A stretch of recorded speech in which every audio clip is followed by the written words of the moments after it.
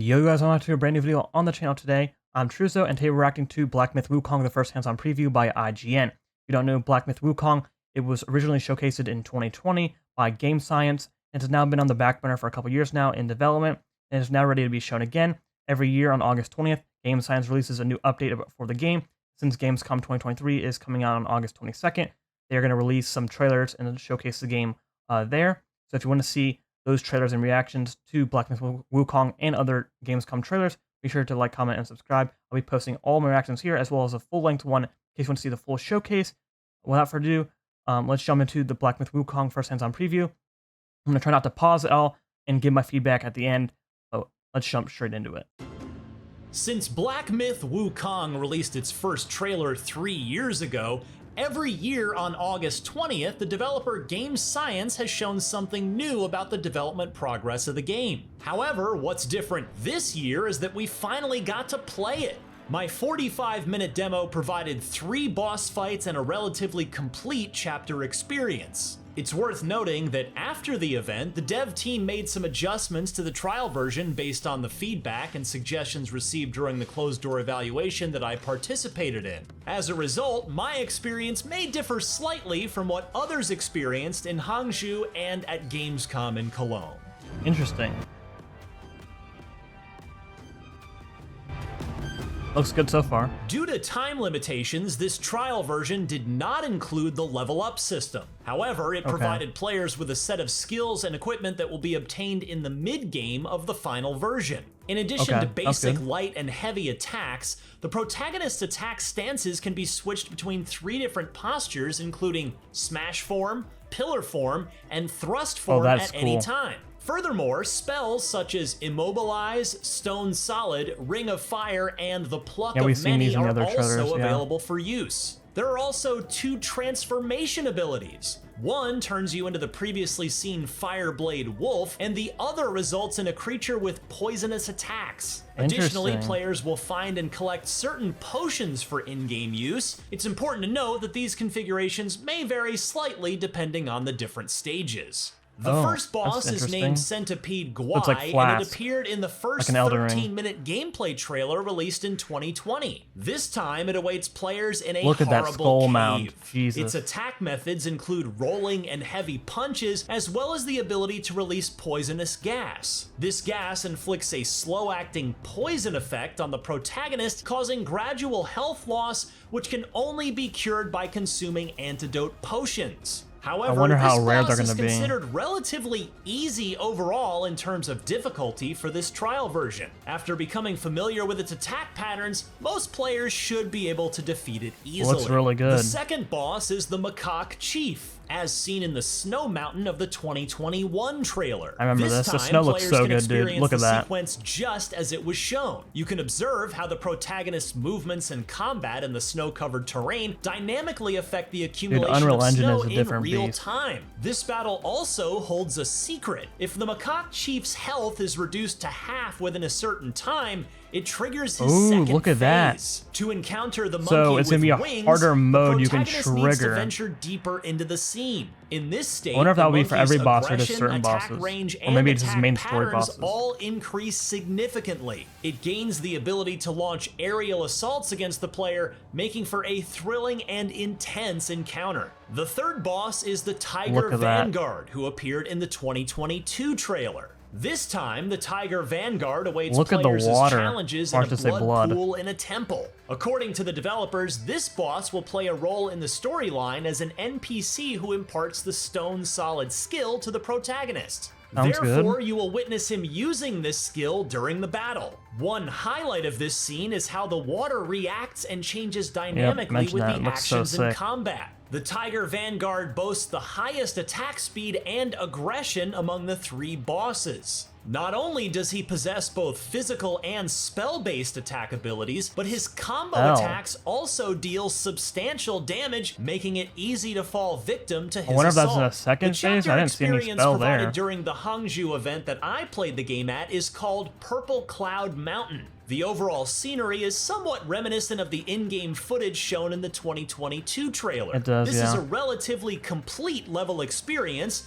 featuring various environments such as forests, villages, and temples. There are also as many as 4 or 5 types of enemies waiting for players along the way. Oh, that's kind of cool. Look at that. Don't underestimate these minions, as they also possess the ability to deliver a fatal blow to the protagonist with a single strike. Oh, There's also a detour path in the level that players might not easily find. Look at that design on that enemy, bro. Boss, Jesus, that boss looks poisonous sick. king.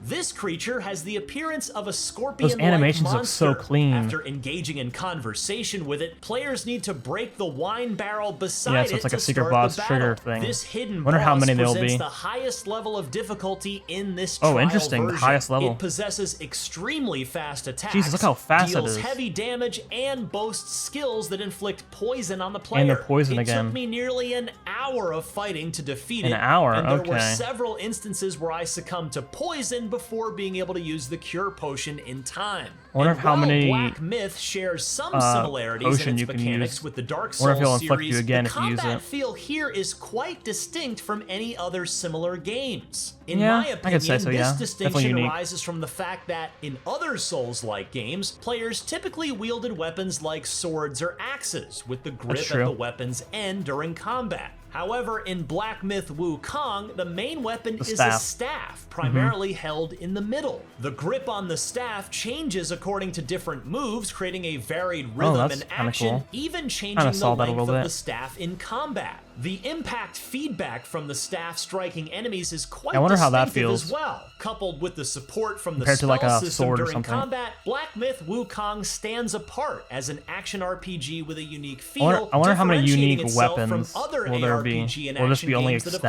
staffs or before. something like that? Ultimately, despite developer Game Science providing a substantial amount of gameplay content in this trial version, there are still numerous questions waiting to be answered. Yep, For true. example, whether the protagonist possesses any other weapons, how the level up system works, and what the skill tree looks like, I'd like to and see how many that. transformations and spells are available. All of these True, that questions too. can only be answered once the game is finally released. Speaking of which, Black Myth Wukong is currently scheduled for release in the summer of 2024 for Yeah, I both figured PC that. and next-generation console platforms. For more on your favorite games, keep it right here on IGN. Okay, so like you said, interesting. I wonder how many weapons will end up having. Transformations is still a question. Looks like there's a lot. We saw the fire god again in the beginning of him transforming into the fire god.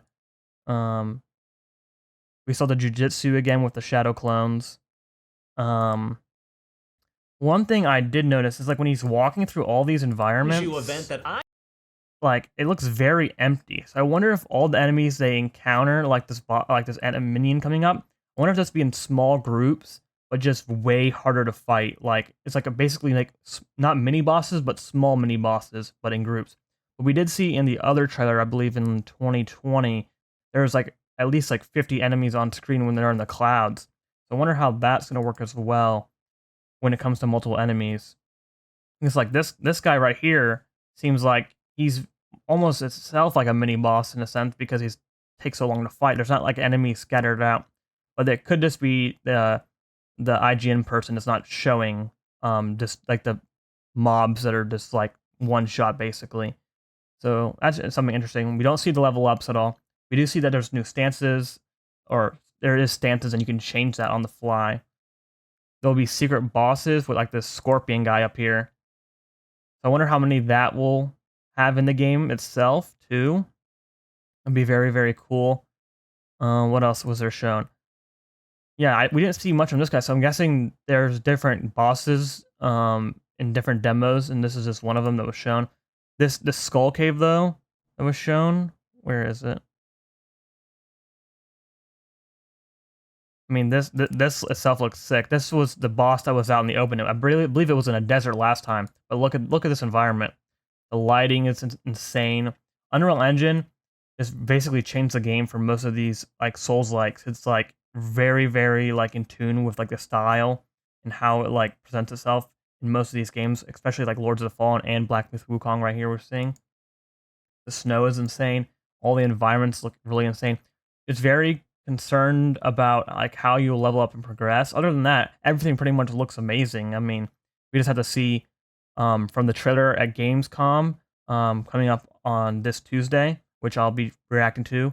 We'll see what they show and how it differs from what people got the demos.